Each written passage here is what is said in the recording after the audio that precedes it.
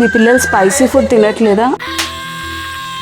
అలాగే రైస్ నమ్మలకుండా మింగేస్తూ ఉన్నారా? లేకపోతే కొన్ని పర్టికులర్ వెరైటీ ఆఫ్ ఫుడ్ ని మాత్రమే ఎక్కువగా తినడానికి ఇష్టపడుతూ ఉన్నారా? ఫుడ్ తినట్లేదు, రైస్ తినట్లేదు, కానీ టిఫిన్స్ తింటున్నారు, క్రంచీ ఐటమ్స్ తింటున్నారు, స్నాక్స్ తింటున్నారు, చపాతీ తింటున్నారు, సో ఇలా కొన్నిటిని మాత్రమే తింటున్నారు అని అనుకుంటున్నారా? మీరు ఈ బిహేవియర్స్ అన్ని గనక నార్మల్ అనుకుంటే మీరు తప్పు చేసినట్లే. అలాగే ఇంకొంతమంది పిల్లలు హెయిర్ కట్ కి కోఆపరేట్ చేయట్లేదా, నెయిల్ కట్ కి కోఆపరేట్ చేయట్లేదా, లేదా party wear, ethnic wear, heavy clothing వేసుకోవడంలో ఇబ్బంది పడుతూ ఉన్నారా? సో ఇలాంటి ఇష్యూస్ మీ పిల్లల్లో చూస్తున్నా సరే, ఏమో ఇప్పుడు ఇలా ఉన్నాడు, పోన్ అలవాటు అవుతుందేమో, కొన్నేళ్లు పోతే వాళ్ళే తింటారులే, చిన్నప్పుడు వాళ్ళు అలా ఉండేవాళ్ళు, చిన్నప్పుడు వీళ్ళు ఇలా ఉండేవాళ్ళు అని చెప్పేసి చాలా మంది అంటూ ఉంటారు. ఇంట్లో పెద్దవాళ్ళు కూడా చెప్తూ ఉంటారు. కానీ ఇప్పుడున్న లైఫ్ స్టైల్లో, ఇప్పుడున్న జనరేషన్ లో స్మాలెస్ట్ థింగ్ ని కూడా మనం ఇగ్నోర్ చేసే కండిషన్ లో మన పిల్లల్ని మనం పెంచట్లేదండి. ప్లీజ్ అర్థం చేసుకోండి. ఏంటి ఇవన్నీ ఇలా చెప్పేస్తూ ఉంది, ఇన్ని ఫీచర్స్ ఇలా చాలా సింపులే కదా, మా ఫ్రెండ్స్ పిల్లల్లో కూడా ఇవన్నీ వచ్చాయి, తర్వాత క్యూర్ అయిపోయాయి అని మీరు అనుకుంటున్నారేమో. నేను మిమ్మల్ని భయపెట్టడానికి చెప్పట్లేదు, మిమ్మల్ని